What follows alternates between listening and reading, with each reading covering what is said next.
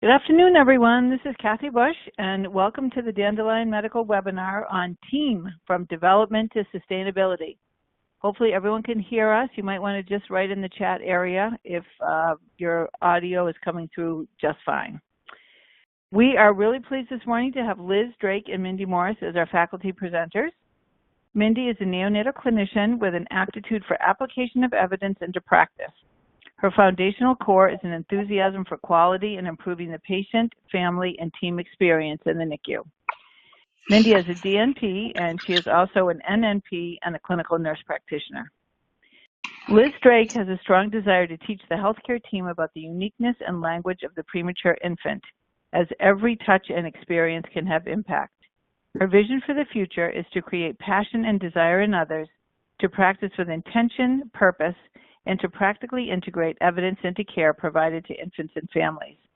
Liz has an NNP and CNS degree from UCLA and is currently practicing as a clinical nurse practitioner in a children's hospital on the West Coast. So Liz and Mindy, we are thrilled to have you, and I'm going to turn it over to you. Well, thank you, Kathy. Good morning or afternoon, depending on where you live. Mindy and I are very excited to spend the next hour with you. We're going to share our stories of change, focusing on two unique approaches to building and improving interdisciplinary practice in two different size units. Mindy has nothing to disclose. I am a clinical consultant for DandleLION Medical. Our objectives are here for you, and I won't read them as we want to get right to our two stories of change with you and save time for any questions later. But first, let's start with this.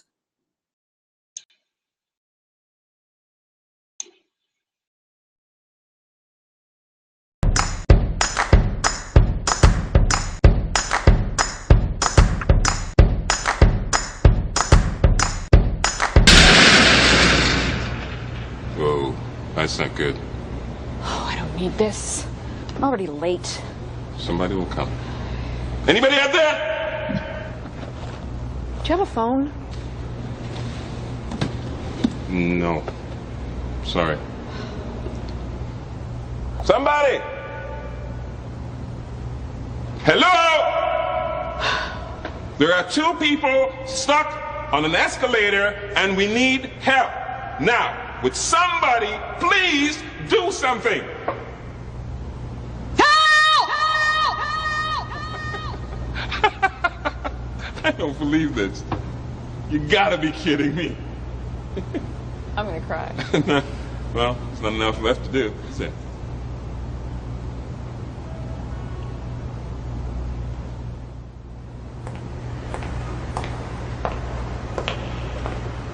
Hello? Hey, don't worry about it. I'll fix it in a second. He said he could fix it. All right. All right. That's more like it. He says he can fix it.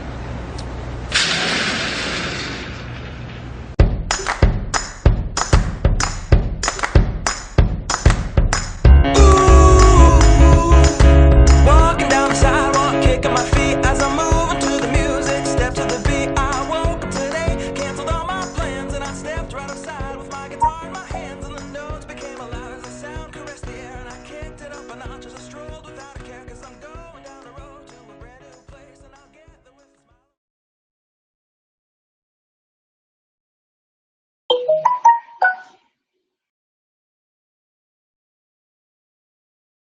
So I see from some messages that you guys were not able to hear the video, so I will describe it as best that I can. It's really a fun little video.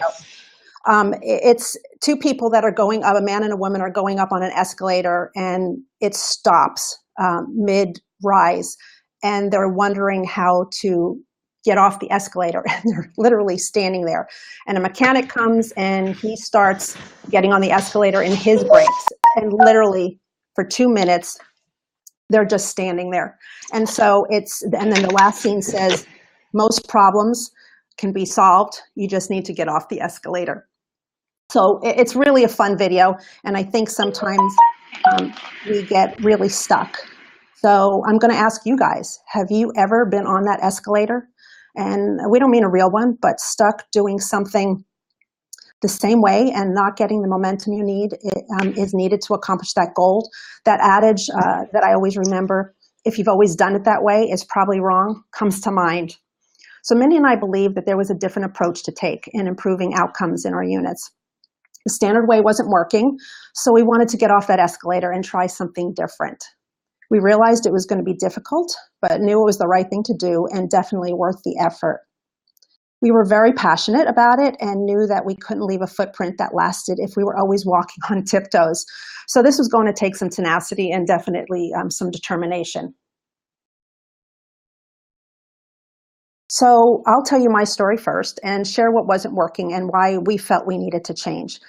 I work in a pediatric community children's hospital with a 22-bed level 3B NICU that's part of a larger children's hospital organization. We're also a hospital within a hospital of a completely different healthcare system. All of our clinical services are shared services from the adult hospital, none of which are our associates. So nurses are our only paid employees, so we have been a very, very nurse-driven unit. So we started seeing some snapshots of our care being provided with style and with autonomy compared to evidence-based practice. And you may experience that also in your units where a practice is in place and slowly different ways of doing it sneaks in.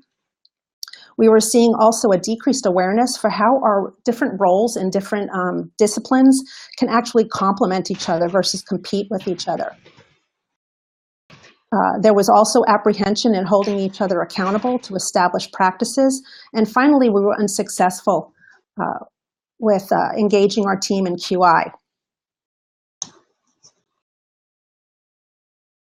I'm getting some messages that nobody sees the PowerPoint, so I'm trying to see if I need to do something. Liz, it's not you, it's fine. We'll work in the background on this. Okay, so I'll just keep telling, and I think hopefully we've got ears so we can listen. So we were also having apprehension and holding each other accountable to establish practices. And I think we've all experienced that. And then finally, we were unsuccessful with engaging our team in QI. We had good clinical improvements, but it was led by leadership and led by a few. And up until 7 years ago, there wasn't any formal QI. So we joined the Vaughan NICU Quality Collaborative to help us move QI forward in our NICU. We were getting ready to start our next 2-year homeroom with Vaughan, and we chose the teamwork homeroom because of what I just described. So how did we do this? As I shared, QI was being led by the few. It was leadership driven. We had minimal MD involvement, and we didn't have any staff engagement. But despite this, we definitely had seen a group of passionate people in our unit in the past create change in our unit. They had transformed a very overstimulating NICU into a very neuroprotective one. So we had an idea. At any meeting opportunity, I asked people if they knew what I was passionate about. I then when I asked them how they knew, and they shared that I would talk about it a lot. I was always excited about it and often tried to spark others people's interest in it. So then I went around the room and I told each person what I thought sparked their passion, and they were actually surprised that I knew. And they asked me how I knew, and I said I told them they lit up and they became engaged when they talked about it. So that was the impetus for the project. We put up a large whiteboard outside the lounge as you walk into the NICU, and it couldn't be missed. I signed the board first, and it sat empty. And in a few days, I had to ask 1 or 2 other QI team members to write something down to see if we could get other people to start doing the same. And then I was gone for a week, and when I came back, I started seeing this. And it actually made my heart smile because I was like, oh my goodness, is this really going to work? So within 1 week, 42% of our staff had signed up for a team. And that meant that 42% of our staff would be involved in QI and not only making a difference, but now leading it. So once the board filled up, we collated all the passions, and they fell into 6 teams, which we then consolidated into 4. The first was the Family Circle team. The second was the Golden Hour team. Next was the Small Baby team. And then finally the NAS team. We listed each team on the board and then encouraged all disciplines to sign up for a team that they were most passionate about and that they felt they could really make a difference in improving care. All but one of our passion team leaders had ever led QI before, so this was very new for everybody. The initial challenge was coaching our new leaders on how to develop their team and how to initiate the QI process because they had never done this before. Our lead QI team became the role models and coaches for these new leaders, and then each team, as they learned QI, they had to choose their aim, their process, and what they would measure. And then our lead QI team was to facilitate the improvement related to our overall teamwork using the core tenets that I'm going to talk about now. So as I mentioned, we were participating in the Vaughan NICU Teamwork Homeroom. Our coach was an international teamwork expert, and he provided each unit with a way to assess areas that were keeping us from being a high-functioning team. And the model used was something he calls the 7 C's of teamwork. And those 7 C's are competence, cooperation, coordination, communication, cognition, coaching, and conditions. And we evaluated ourselves with his assistance and found 4 areas that we needed to work on, with the most important one being our culture. And he calls it conditions, which I really like that term a little bit better than culture. And the premise is that if your culture or conditions in your unit are not healthy, neither will your team or your improvement work be. So this was all about building what he calls psychological safety, being able to really say anything to each other as long as you have a shared mental model. So our goal was to build this psychological safety in our unit so that we can begin to make clinical changes through our passion teams. One of our more creative approaches was to start what's called a NICU think tank. And this is a forum that we created to actually improve our psychological safety. It's a place for honest discussions, which ultimately create conditions where everyone feels like they have a place where they can communicate any view and it'll be listened to by the rest of the team. All team members and volunteer parent partners are welcome.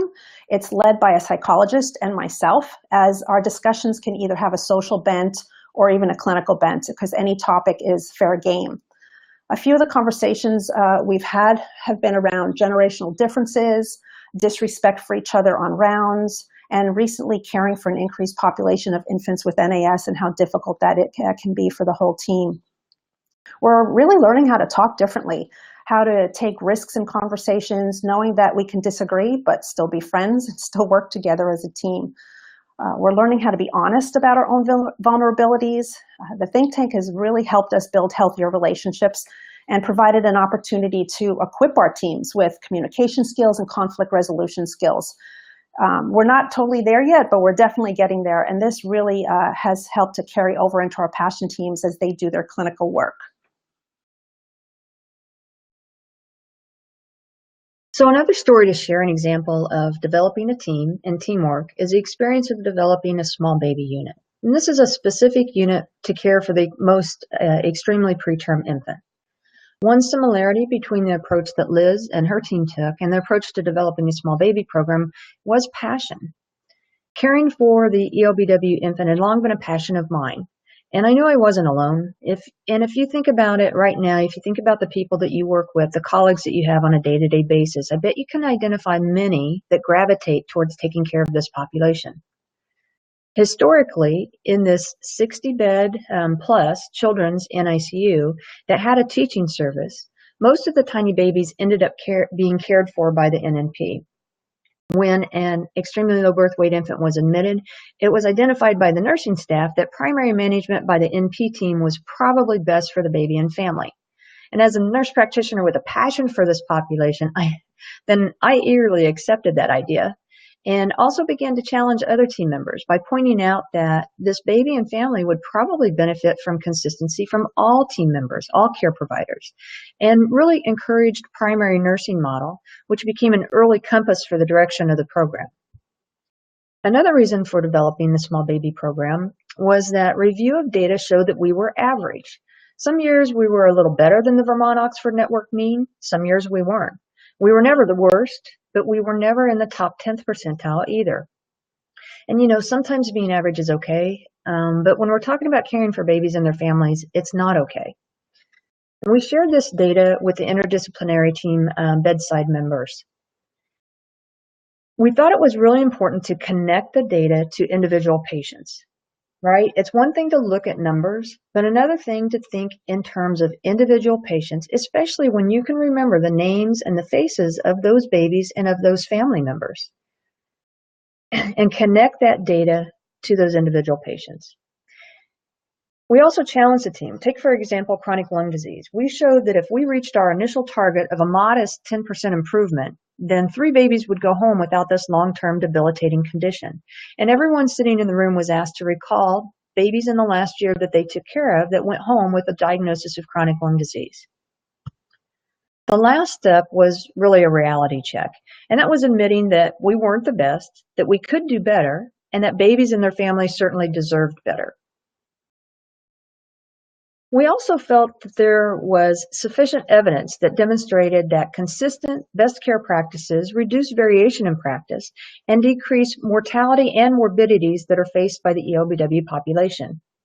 There's also evidence that supports team-based models of care and evidence that supports the use of best practice strategies and applying a consistent, standardized management strategies, such as the use of guidelines and checklists. So how did we go about developing our approach to the small baby program? Well, it really contained 3 main tenets. The first was to create a core team of dedicated, specially trained, multidisciplinary talent to care for these babies consistently, and to really begin the process of promoting interdisciplinary collaboration. These team members essentially self-selected. All disciplines attended the same training, and that really began the process of team building. Quality improvement participation was an expectation of team membership, and there was a huge increase in the amount of QI knowledge that was gained and participation in these types of activities. Another expectation was attendance at quarterly updates, where ongoing team building, process evaluation, team discussion, and data sharing occurred. The second core tenet was the creation of tools to help support the team members. These tools included guidelines, protocols, checklists, and order sets. And the goal was to reduce practice variation and ensure a consistent, uniform management strategy that was based upon the latest evidence and best practices. These tools help to create a shared mental model of how care and procedures would occur. So what are the important steps? It's almost easier to develop shared goals. I mean, if we took a poll right now of all of the 95 attendees on this webinar, we could all almost certainly agree that we want to reduce chronic lung disease. But the key is that shared mental model. How do you achieve those goals? How does the approach to reducing chronic lung disease look in your NICU to apply it in a consistent manner? And that's about establishing a shared mental model. The last core tenet was to create a separate, developmentally appropriate location away from the main NICU and downsize a busy children's hospital NICU to create a smaller unit within a unit. And this NICU had acquired 12 additional beds that were formerly a pediatric ICU. So this opportunity was taken to change the environment to a darker, quieter location that really helped to begin to lead the changes in behavior for our team members. And this allowed us to work on changing the culture of care in a smaller setting and really to begin to model new care expectations. And I'm seeing the slides. I'm not seeing the slides any longer.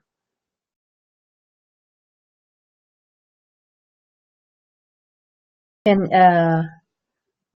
okay, okay, perfect. Thank you.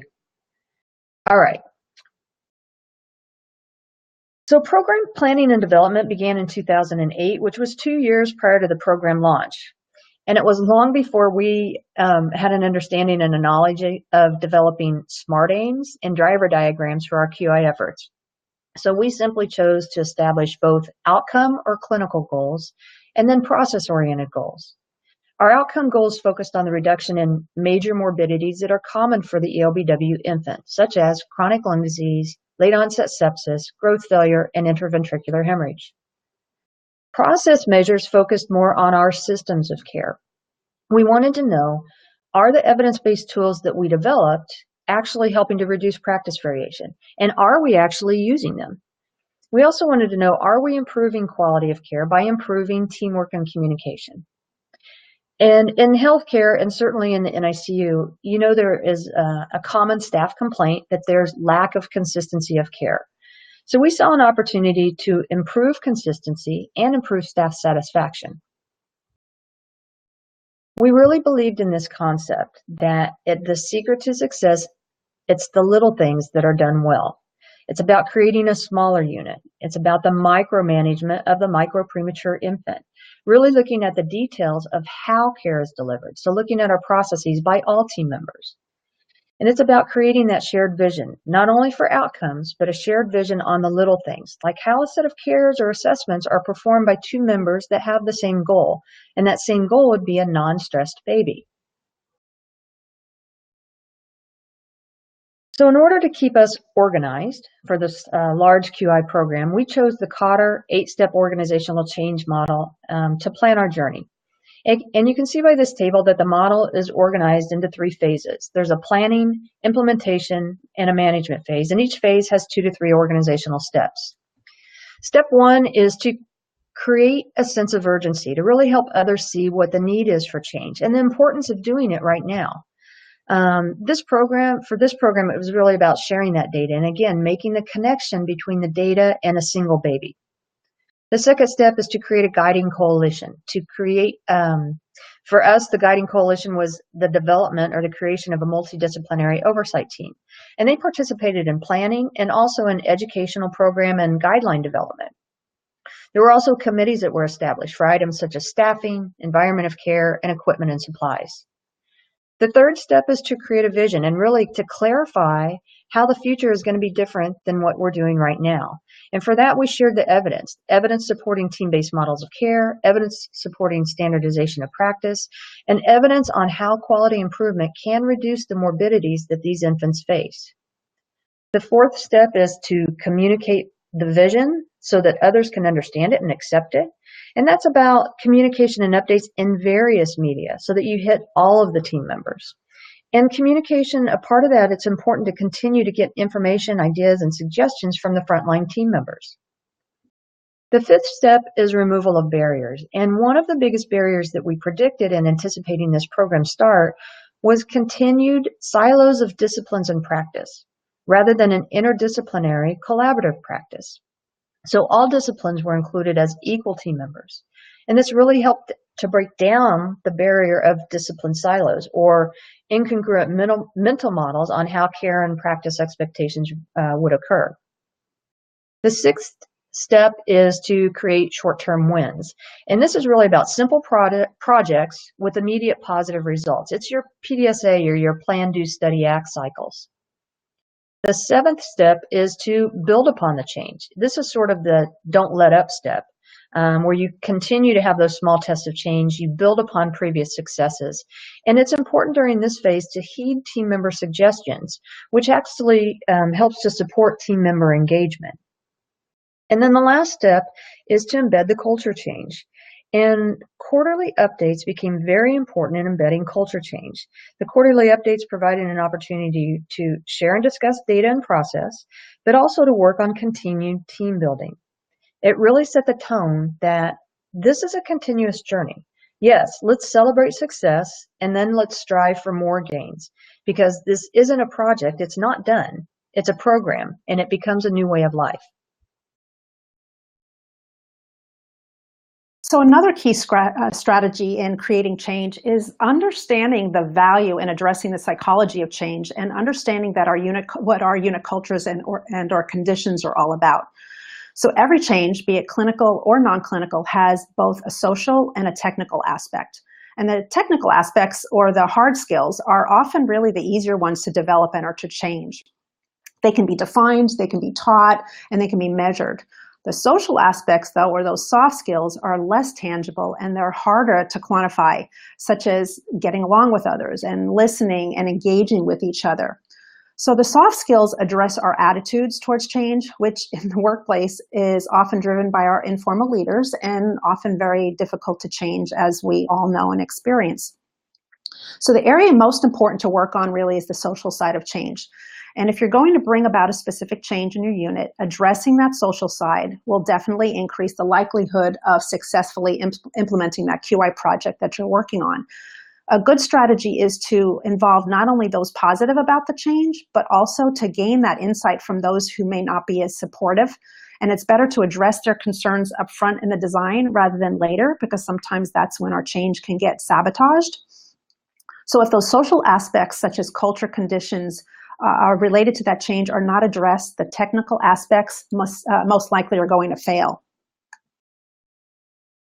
So we've been talking about cultures and conditions. So what is culture? And culture is that collective pattern of behaviors, values, and beliefs that have developed over time, and they become the way we do things around here, or the conditions of the unit that we work in. Behaviors are those observable actions, like washing our hands and how we address each other, or how we participate or not participate in meetings. Are people having side conversations in rounds? It's the operations on a day-to-day basis in our units. Now, culture and conditions also consist of values, and this is a little different. Values are the collective set of beliefs and expectations surrounding things like integrity and empowerment and family-centeredness. It's the guidance used to make strategic decisions for our units. An example would be, is there a belief that parents on rounds maybe will keep us from speaking honestly? That would be a value. And a value that hopefully we can change if we're going to really move towards parent partnering. And finally, they're the beliefs or those unwritten rules. And we know what they are. It's what we believe is true. And it could be, I can come into late because I never get in trouble, or so-and-so can come to work late and they never get in trouble, or surgeons don't have to wash their hands even when we ask them to. It's those behaviors that are replicated over and over and over until they become the way we do things around here, or it's the things that are just okay. They're the things everyone is afraid of addressing, and things that are not openly debated, and therefore they are really, really powerful. So the challenge is working through our unit's culture so that we have those unit conditions that exhibit a shared mental model among the whole interdisciplinary team. I love this book by Patrick Lencioni called The Advantage. And he shares that the pivotal difference between successful and mediocre teams really has little to do with what we know or how smart we are, but has everything to do with how healthy we are. He says that team health trumps intelligence. And the first thing a team member has to have is trust, and that's that bottom foundation of the pyramid. And it's the kind of trust necessary to build great teams is called vulnerability-based trust. And this is what happens when all of us, every discipline, no matter what discipline we are, get to a point where we are completely comfortable being transparent and honest with each other. And I know that's really hard, but it's where I can say I screwed up and you can say you screwed up. It's saying that I need help. It's saying, I like your idea better, or I want to learn how you do it. It's letting go of pride and fear and being willing really to sacrifice our egos for the collective good of the entire team. The second layer is how we feel and deal with conflict. When there's trust, conflict really becomes nothing but the pursuit of truth and an attempt to find the best possible answer for everybody. It's no longer about needing to be heard. And I think this is sometimes where some of us get stuck and we quit. So if we can work through that potential quitting point, teams can work toward having a shared mental model, which brings us to this next layer. When we are all focused on the same goal, everyone then has commitment to accomplishing that goal, even if their idea was not part of the plan. And I think that's really hard for some of us. And then with commitment, you don't have to wait for consensus before taking action, because great teams can disagree but still be committed to a common course of action or process. It's not always a democracy. And I believe that this is also where our egos can kind of sneak in if we feel that our plan has not been listened to. The next tier is accountability. And I think often we think of that as a negative term or a disciplinary term. But it really says that when we're held accountable, or when we hold each other accountable, we're really just having a laser focus on the goal. We're all human. We can all forget practices and policies and techniques in our units, but how open are we really to providing or receiving feedback when we see something that isn't the right thing happening?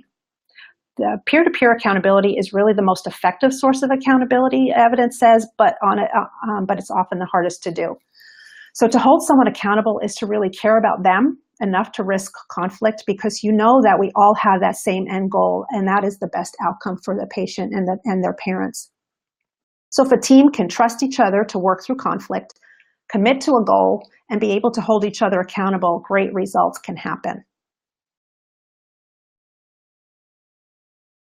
Many times in the NICU, we talk about the team, and there are both groups and teams within the NICU. And it's important to distinguish that a team is different than a group.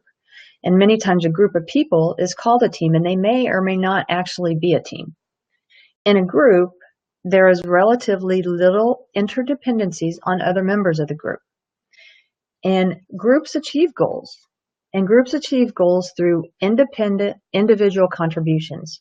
So there's no real-time coordination of the tasks between individuals of the group. In a team, however, team members interact, and they interact dynamically, interdependently, and adaptively. And it's all towards a common goal and a valued goal. The team strength depends on that common purpose and the team member interconnectivity. The team mission becomes of greater value than the goals of the individual members of the team. So individuals will set aside their personal needs for the greater good and the common goal. And what does that mean? That means we make it all about the baby and the family. That is the shared goal. So as an example, let's think about two-person cares or an RN and an RT completing their first assessment of the shift. Each of them have independent needs or tasks that they need to complete, but the common goal is a non-stressed baby. So they work collaboratively to achieve that goal. They each complete their tasks, and then the common goal of a more positive experience for the baby is achieved. Both examples that Liz and I have shared of team building, they faced either real or potential challenges that had similar themes. Despite where you work, whether it's a bigger NICU or a smaller NICU, we all have limited resources that we have to consider. And depending on the project or the program, there's usually some type of financial commitment. This may be finances for team training or team education, or it could be for team salaries to attend working meetings. And oftentimes the initial expense, I'm not going to say it's easy to obtain, but it might be a little easier to achieve than the ongoing financial commitment to a program, which is very important. It's a very important component of program sustainability. You could face personnel challenges. There could be fracturing of the NICU personnel. Are you engaged and participating in this program, or are you not? And if you've made the choice to not engage or participate, you might feel left out. Maybe this program is just not of interest to you, or maybe it's just not the right time for you. You may be involved in some other type of project. There can also be challenges with data collection. Oftentimes, the resources that are necessary for collecting state or national benchmarking data are provided by the NICU. With these types of programs, however, other data collection is important and it's necessary so that we can monitor process measures and practices, and this type of data must be supported by team participants. Sometimes making a commitment to regularly attend meetings might be a challenge for some team members. And then it's important to remember that these are NICU programs, and not all interdisciplinary team members report to or through the NICU. So making sure that there's support and commitment from other department leadership to support that interdisciplinary team membership is vital. There can also be challenges with leadership engagement. Ongoing administrative leadership support and physician engagement is very important. This is an ongoing program, and engaging these core leaders will add to the success. A very common experience with quality improvement, as I'm sure probably most of you have experienced or witnessed, is that a diligent focus on the QI initiative, generally it meets with success. The trick then becomes, how do you maintain those gains? Not only achieving sustainability, but also maintaining the momentum that's necessary to achieve even greater gains for the continued growth and evolution of the program. One way to achieve sustainability is a continued focus on team building. And this is about creating high-performing teams, a team whose members share the same goals and also share the same mental model on how to achieve those goals. So you can insert any picture of a high-performing team here you like. It may be the Navy SEALs, it may be a theater company or an orchestra, or you can select any sports team. I know I have the picture of baseball here. Maybe I should have put the Dodgers in here since they are going to the World Series now. They probably would appreciate that. But pick your favorite sports team, and you can insert any picture there. And what do these teams have in common? If someone chatted in, I bet they would chat in the answer of they all practice. They practice to maintain not only that high level of technical skill, but also to maintain a very high level of communication skill. And if you think about a sports team, if you think about the Dodgers, their goal is to win a championship. So sure, they're going to this World Series, but their goal is to win the World Series. And they achieve these goals by winning each game. It's a really long season. Each game is really important, and the games aren't practice. They practice before the season starts. So spring training was back in April, that long ago, for a goal of winning the World Series in October. So they practice before the season starts. They practice before games. And their practice is taken seriously for sports teams. Sometimes players get hurt in practice, so it's very serious. If you think about when we practice in the NICU, it's difficult to come up with consistent examples amongst most NICUs. And the one that I can think of is every 2 years, we all complete neonatal resuscitation program. But again, that's every 2 years. And a lot of times that's not taken very seriously. And we need to practice more in the NICU, and we need to take it seriously because practice is an opportunity for continued team building. And these are two of my favorite quotes, and I think they relate to teamwork. The first one is, no one of us is as smart as all of us. So let's combine our collective team brain power for the greater good, which is taking care of babies. A lot of times, many organizations try to take shortcuts to team building, or they don't really want to take the time that's necessary for true team building and for practice. But if you think about this second quote from John Wooden, he said, if you don't have the time to do it right, when will you have the time to do it over? And we're talking about the outcomes of babies and families. We don't really get a chance to do it over. When we're talking about teams and teamwork, I think it's really important to acknowledge that the team is not just nursing.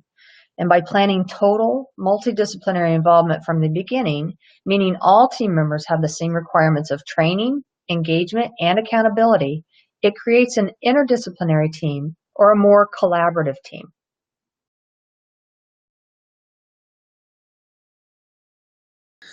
So even with the challenges that we've had in two different sized NICUs, our programs both achieve success. And we're going to share some of those successes in these 4 categories: family, clinical care, interdisciplinary team engagement, and then leadership.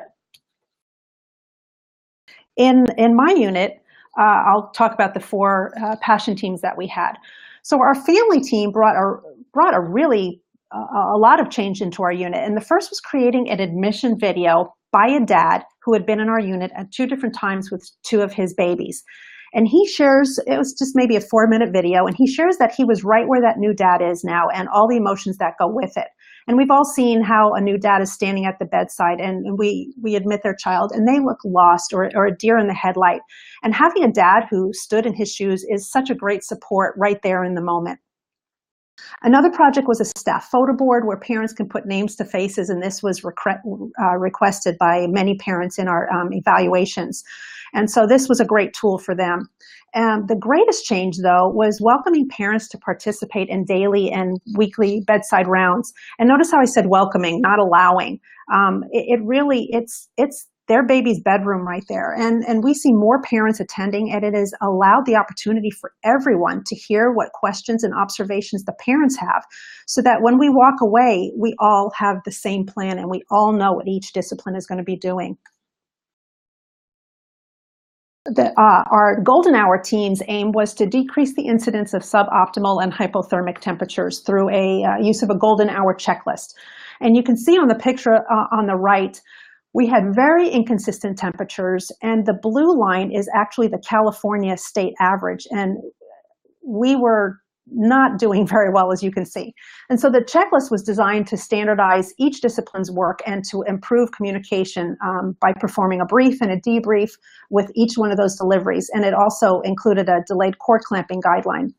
And so we have 2 checklists, one for the infant born less than 32 weeks, and then one for the baby born greater than 32 weeks. And then again on the right, you can see the amazing results on improving suboptimal temperatures since the checklist was implemented. And we have now dropped below the rest of the state of California, and we have not had one suboptimal or hypothermic baby since November of 2016. And I can't even tell you how excited we are about that. But even prior to the checklist being instituted, we had started seeing those improvements just by getting everyone focused on the goal. Our next team was a small baby team, and we had an aim to decrease an incidence of IVH in the infants less than 29 weeks by the use of a neuroprotective bundle. First in the first week of life, but then also how to guideline our cares for that small baby. And we had an increase for a period of time of IVH. And with this bundle, our last 18 babies born less than 29 weeks have not had a bleed. And again, that team is just really excited about moving to their next steps. And our NIS team's aim was to develop a standardized care guideline with the goal of decreasing length of stay. And I think we're all seeing a rise in this patient population. So they standardized our medication approach with a standardized weaning tool. Also standardizing a nutritional approach where these infants receive donor milk for their first week of life if their mother cannot provide milk, being on maybe a methadone program. We also standardize our consults for day one, and that is consult for our developmental team, our lactation team, getting involved right away, and then to have our traditional Chinese medicine practitioner come in from the start also to help these babies and the medication help them withdraw with a little bit more gentleness.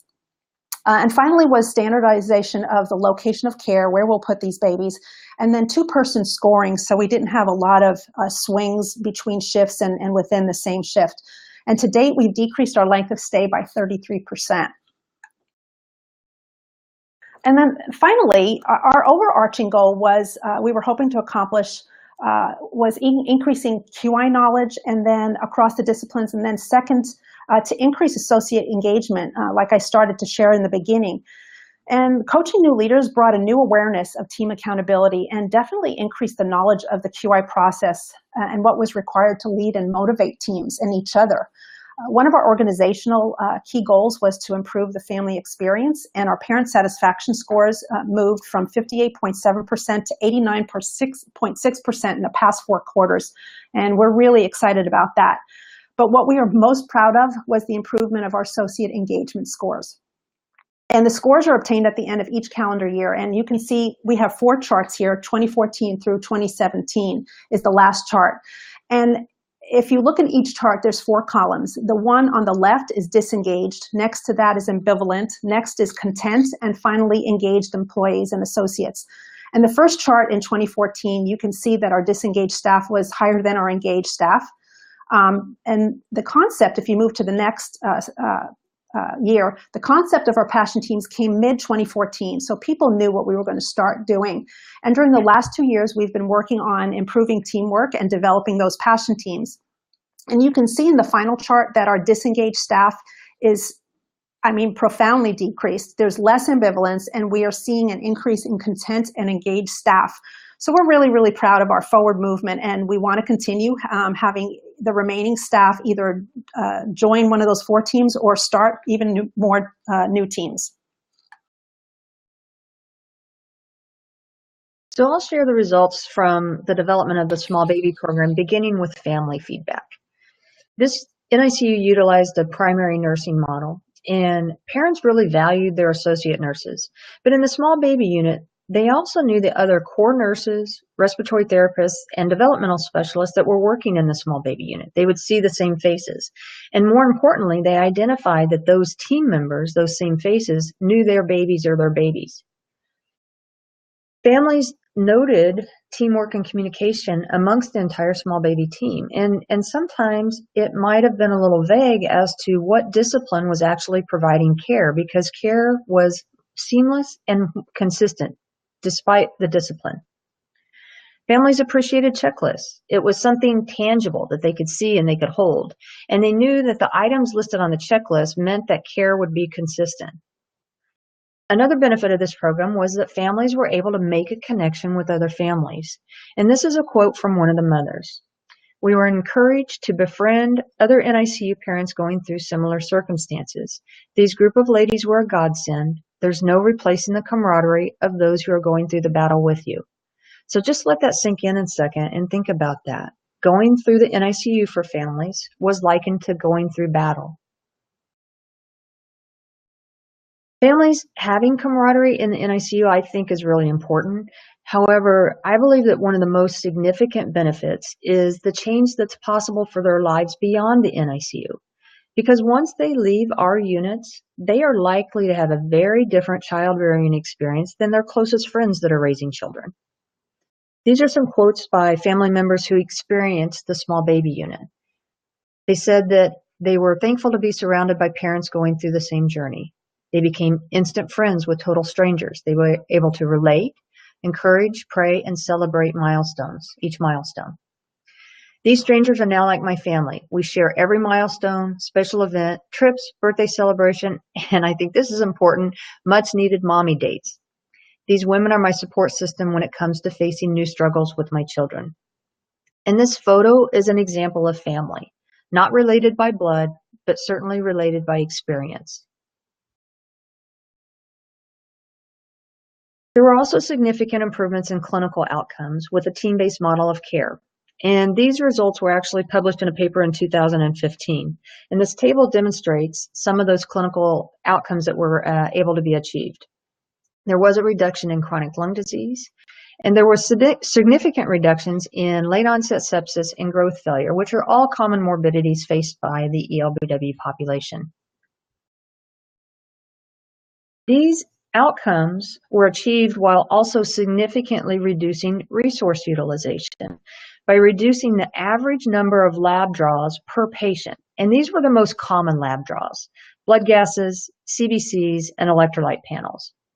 And there was also a reduction in the number of chest and abdominal x-rays that were ordered per patient as well. The previous data was collected through 2013, and if the next 2 years of data is added, then you can see that the average number of labs per patient continued to decrease. And when a lot of people look at this data and this reduction, they say, hey, that's probably related to the providers are ordering fewer tests. And that is a part of the teamwork process, but I think it's really about the interdisciplinary team. It's about the respiratory therapist who says, hey, you know what? This baby was just extubated 30 minutes ago. He's on bubble CPAP of 5, 25% oxygen, good stats, looks great. Do you really want to get a post-extubation blood gas rather than routinely getting one? Or it's about the nurse who says, you know what? This baby just had an electrolyte panel yesterday or 2 days ago, and there's been no change in therapy. Do we really need to get another one today? And maybe it just delays that test by 1 day. But that exponentially has a potential to add up week by week. And I think that this really demonstrates consistency in team. It demonstrates a consistency of clinical care providers who really know the baby. And then it's empowerment for the team for patient advocacy. One of the goals for the small baby program was to improve staff satisfaction. And we measured this by having the staff complete a core team, before their core team training, a 10-question Likert scale survey. And then the survey was repeated 1 and 4 years into the program. And if the scores for strongly agree and agree are combined, the data shows that the team had a feeling of sustained improvement in the team's perception of support for their team. And they also had a perception of improved quality of care for this population. Both of the programs that Liz and I have described, they both had similar opportunities identified for informal leadership development. And overall leadership for both programs made a commitment to both shifts, to really increase the engagement of the often forgotten night shift. So it helped to groom and cultivate young leaders to join these programs. And then this helped to foster team and system accountability 24 hours a day. These programs identified informal leadership opportunities in each unit, and then the bedside clinicians began to lead QI initiatives.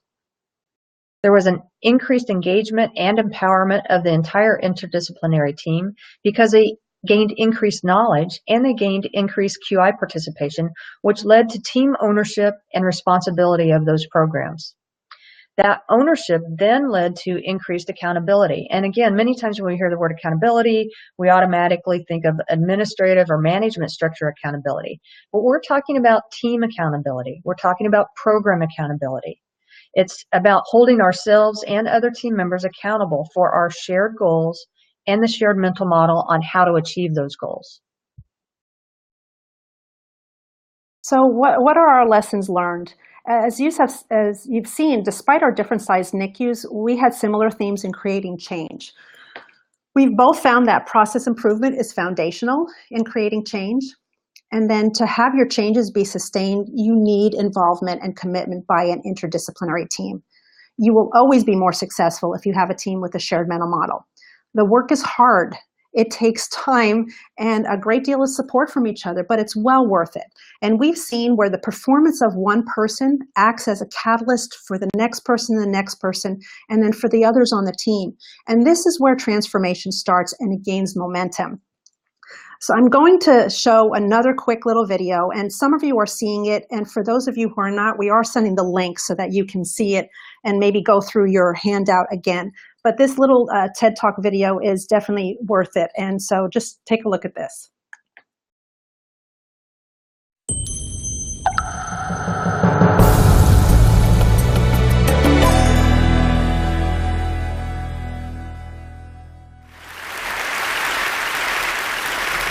So ladies and gentlemen, at TED we talk a lot about leadership and how to make a movement. So let's watch a movement happen, start to finish, in under 3 minutes and dissect some lessons from it. First, of course you know, a leader needs the guts to stand out and be ridiculed.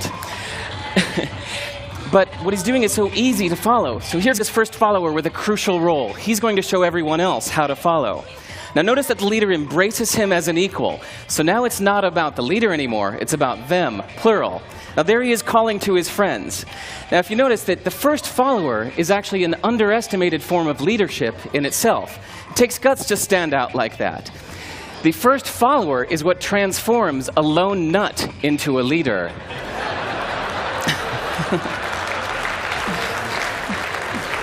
And here comes a second follower. Now it's not a lone nut, it's not two nuts, 3 is a crowd, and a crowd is news. So a movement must be public.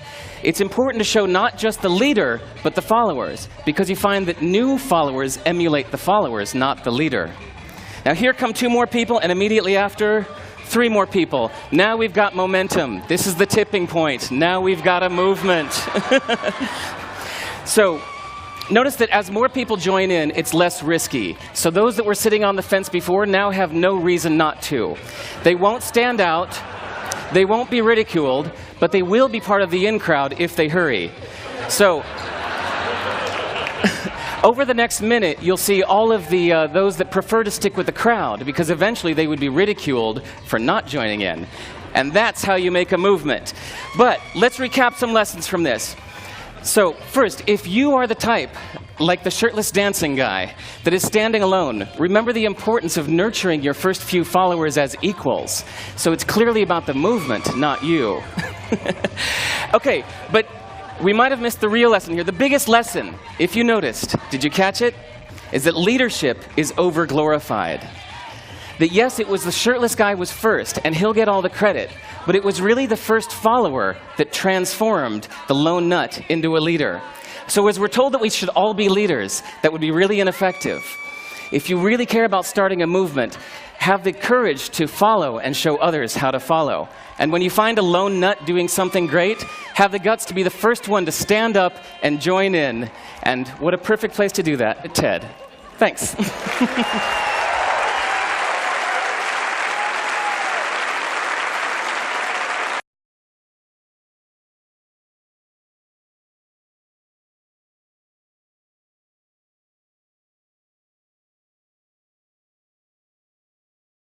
So Kathy, if you can bring up that last slide.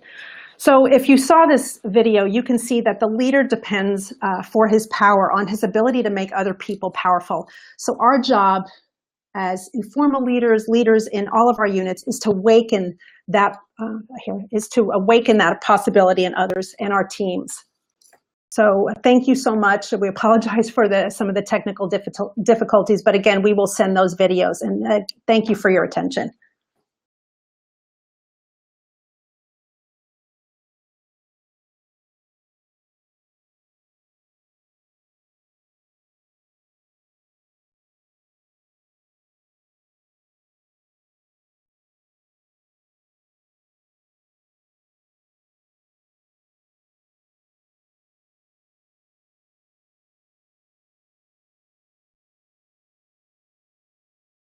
We'll take questions now. Yeah, Kathy Bush, if you're there, press *6.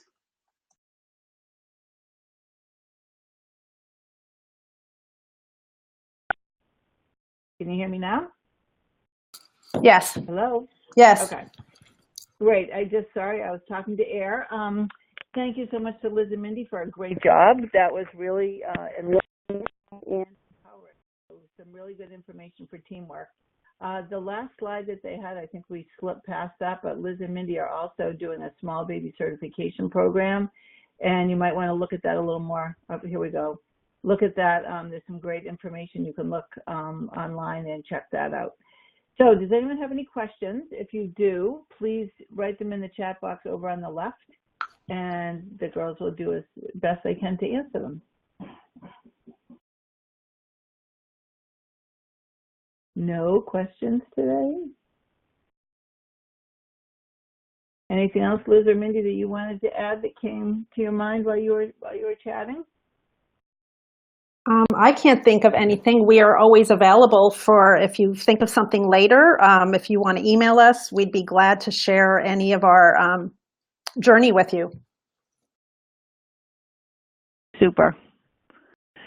Okay, well, just again, this webinar was brought to you by DandleLION Medical, and one of Mindy and Liz's examples was work in the small baby unit, and I did want to mention that DandleLION Medical, we do offer thermal hats to help the tiny babies and really any babies who are at risk for hypothermia to stay warm.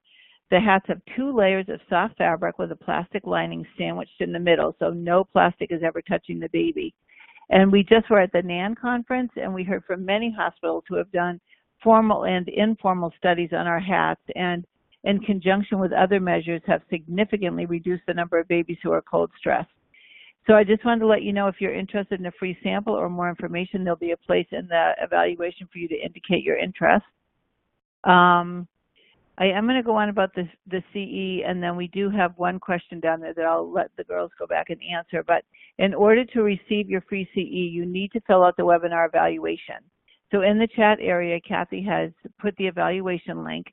At the end of the evaluation form, you'll receive a link to the CE certificate, which you'll have to download, print, and keep in your files. If you don't have time to fill out the evaluation right now, or your hospital is blocked access, you will receive an email within the next few hours with a link to the evaluation as well as to the recording. Now, if you're viewing as a group, you must each log in to do the evaluation form in order to get the CE. So there is one question I'd like to move over to that. Do you have any naysayers or those opposed to your initiatives? And if so, how did you redirect? I'll start, and then Mindy can add. With the passion teams, we kind of made it optional. It was really from the grassroots. It was looking at the team and what people were passionate about, and then they can get engaged in it. Not everybody is at a good point in their professional career. They might have just had a baby, or things happen in life, and so then they didn't join. But on the teams themselves, yes, there were naysayers, and but they actually, it took a while to get them coming on board.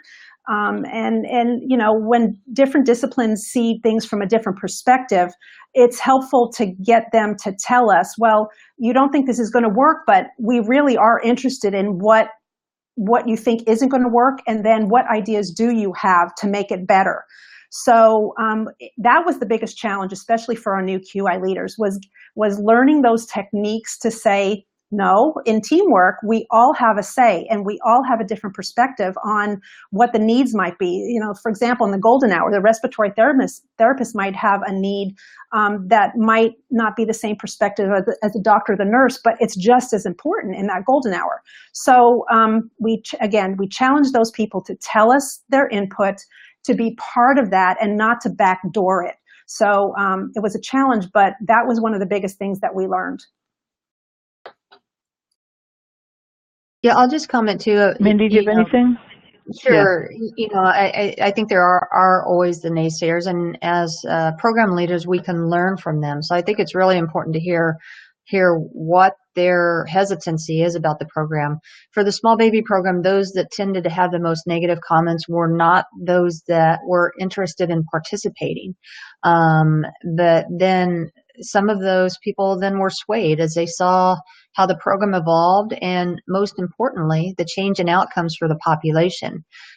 It's just like that video that was showed at the end. Once you start to see that and you see how other people are participating, it's enriching their professional lives and their careers, and they feel good about the care that they're providing, then you want to be a part of something like that. Great advice. Well, I think that's all for today. I hope you all have a great weekend. Thank you for your participation, and many, many thanks to Mindy and Liz for another great Dandelion webinar. Thank you. Thank you, guys.